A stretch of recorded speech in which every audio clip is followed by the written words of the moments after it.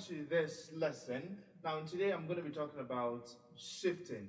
But before I talk about that, I'll need to tell you about the different positions on the fingerboard of the violin, because that's basically what shifting will be based on. Now this class would be for those that are just learning how to shift from one position to another. So I'm going to divide this video into two. There will be a part one and a part two. The part one, I'm just going to talk about the different position. We'll play on different position, and the part two will talk about how to shift from one position to another. This right here is the fingerboard of the violin.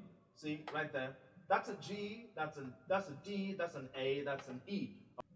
So before we go into this, you should be able to understand how to play and what are the names of all the keys right here, and you should be able to do that as quick as possible. So that's a G, that's an A, that's a B, that's a C, that's a D, that's open D, and then the first finger there is E, that's an F sharp. So you should be able to remember all of those keys. Now, so talking about positions, this right here is the position for your first finger, and this is the position for your second finger.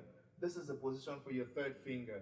When your first finger is placed on the second finger position, you would see that it automatically moves the second finger to the third finger position and moves every other finger upward.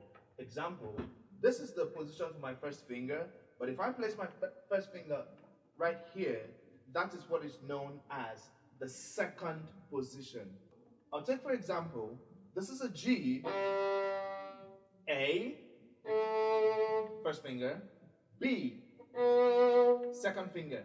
Now, so it's my second finger that plays B, but when I take my first finger to that second finger position and I play B, what I'm doing right now is I'm playing on the second position.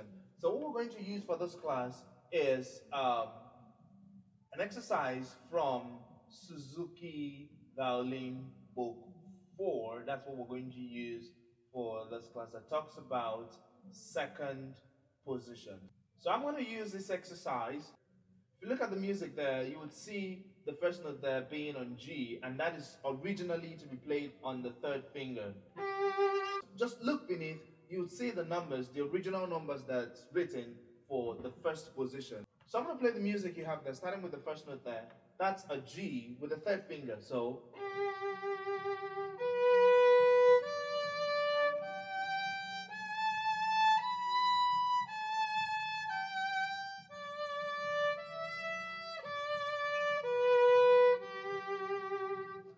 okay, now to play the music on second position. If you look at the top of the music, you would see the numbers that are written. Now, the numbers written at the top there is written for the second position. Now, for me to play the second position, I'll need to move a little bit. My first finger would now move to second finger position. And if that happens, it means my second finger would move to the third position. That's why you see the two written there on G. So if I play my G with a second finger right there, that G was originally played by my third finger previously, but now I have moved. First finger has moved to second finger position. Now second finger is on third finger position. So that's what it means to play on the second position, when the first finger is now on the second finger position. So second finger, and then the next note there is a B. Look at that, that's for the fourth finger, because now when you play G with your second finger, A would be with the third finger, and then B with the fourth finger. So G, A, B. So second finger, third finger, and fourth finger, that's G, A, B on the second position. So now the music I have there is G, B, and D. So here I go. And then I go. The reason I'm playing this, look at the notes there is the D. It was to be played with the third finger before, but now I'm playing it with the second finger, see, because I've moved ahead. So go back again and start from the beginning to the end.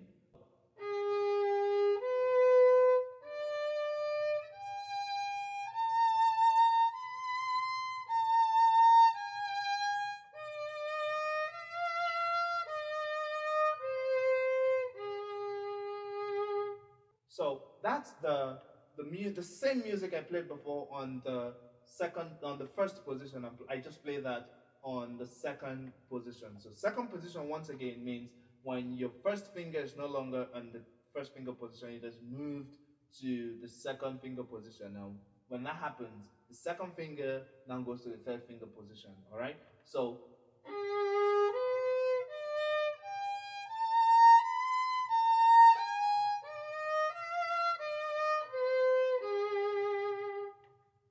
next, we would like to talk about the third position. So the third position basically means your first finger moving to the third finger position. So see, first finger was here before. Now, when I go to second position, it's now here. When I go to third finger position, it's now here. So my first finger comes here. And if that happens, if my first finger plays G, so on D, if my first finger plays G right there, if my first finger plays G, that means my second finger is going to play A, and my third finger is going to play B. See that? So first finger, second finger, third finger. The same way we did before with the second finger position, we're going to try that with the third finger position. So first, I'm going to play with the numbers that I have under on the first finger position, and then I'm going to try the next one on the third finger position.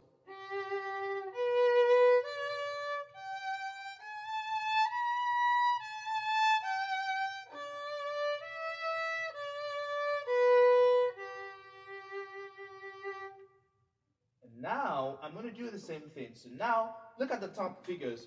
My first finger has moved to the G where my third finger was before. So that's basically what it means to play. And you have to work with the C. If I play this as G, that means second finger has to be A, third finger has to be B,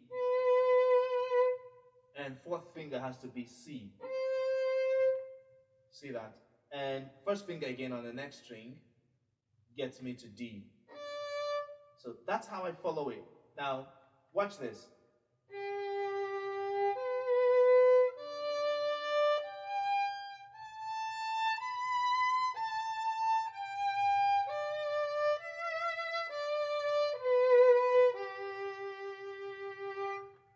On the third finger position, I just played first finger, next note is a B, that goes to the third finger. Next note is the D, I cross over to A and put my first finger on where my third finger used to be. I'm going to start it again.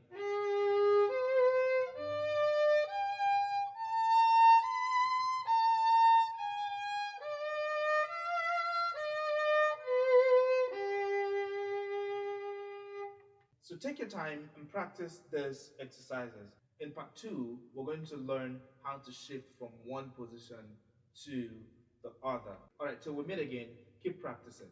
Bye-bye.